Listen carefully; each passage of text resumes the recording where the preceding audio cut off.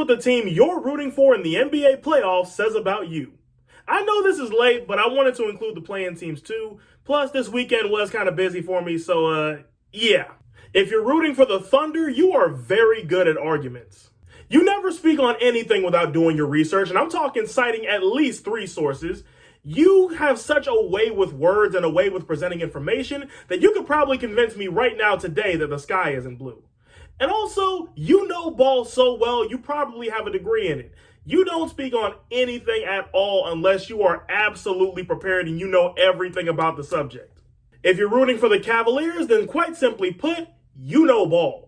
You are an expert at finding hidden gems, be that new shows to watch, new movies, new food spots, new coffee spots, even new trails to walk. And it's because of this that you definitely have at least 3 hidden food spots in your rotation that are really, really good, but you don't really share them with anybody unless you absolutely trust them. And also, you hate mainstream media with a passion.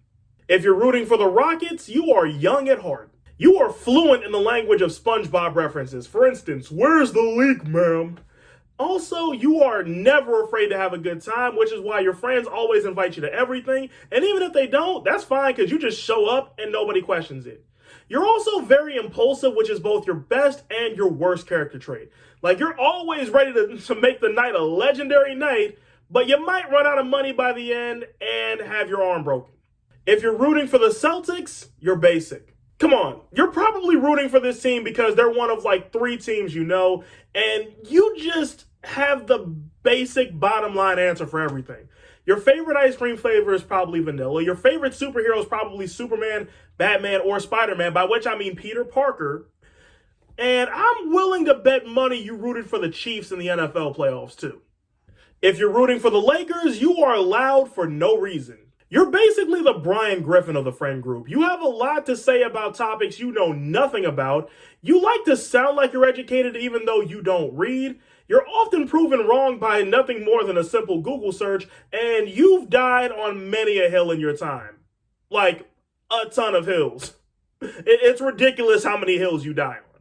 If you're rooting for the Knicks, you're a pessimist, but not quite a Debbie Downer. You let others have a good time even though you don't feel too good about the situation. You're always open to be proven wrong, but that doesn't stop you from having your doubts and your suspicions.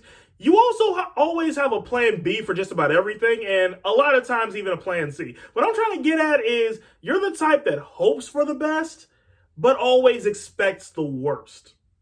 If you're rooting for the Nuggets, then short, sweet, and to the point, you, my friend, are a foodie. Let's be honest, buddy. You probably picked this team because their name makes you hungry, doesn't it? Hey, no point in lying. We all friends here. But it's for the same reason that you know your way around a spice cabinet. No unseasoned food for you. No salt and pepper, and that's it for you. You're too good for that. You can also cook very, very well, but a lot of times you don't really feel like it, so DoorDash is your best friend. If you're rooting for the Pacers, you are a hipster. You have a thing for announcing you liked mediums way before they were cool, and it's for the same reason that your favorite Marvel characters are probably definitely all the ones that the MCU hasn't put into a movie yet. You also gatekeep your fandom. You hate anybody that tries to enter the fandom, that basically try to enter the fandom after you did. And also, whenever Hollywood wants to adapt your favorite medium, you groan very, very loudly. Like you're not a fan. If you're rooting for the Clippers, you are too pure for this world. You always hope for the best, even in the worst times. You're the type of fan that when the team is getting blown out and the game is coming to an end, you still look around and be like, there's still time, guys. You never know. Crazier things have happened. These are all phrases that are in your arsenal, and you definitely tell all your friends excitedly about your New Year's resolutions, which is fine because you actually follow through on a couple of them. We need more people like you in this world. If you're rooting for the Bucks, then you must be going through it. Bro, are you okay? Because, I mean, buddy, I love you, but there were 16 teams to choose from, and you picked this one. I mean, was it Starbucks? Did you pick the team because their name is Bucks, so it's almost like Starbucks? Because I get the feeling you like Starbucks. But either way, one thing I definitely know about you is you are the type that always posts cryptic messages on Instagram and Twitter, even though they mean absolutely nothing. Speaking of social media, if you're rooting for the Timberwolves, you are on Twitter like it's your job. You, my friend, know your way around a player edit and an edit video like a TikTok or a Twitter, either format. Also, 30% of the NBA arguments on anybody's timeline on any given day were either started by you or they involve you. Also, the Timberwolves meme is your go-to meme. Come on, you know the one. You know exactly the one I'm talking about too. If you're rooting for the Pistons, you are loyal to a fault.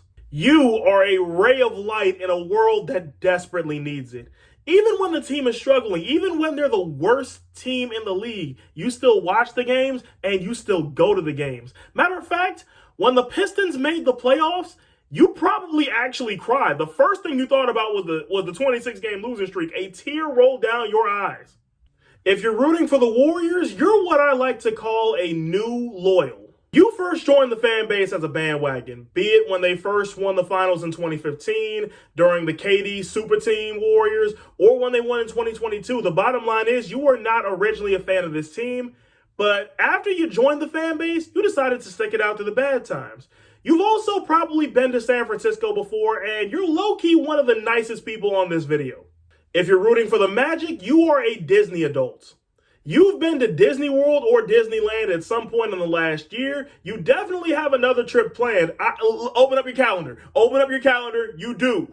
Don't call me out. You think I'm capping. You definitely got that joint in there. Also, you can definitely perform any Disney song, and I'm talking full-on stage performance with singing and choreography at a moment's notice, the drop of a hat, the second you hear the song start playing.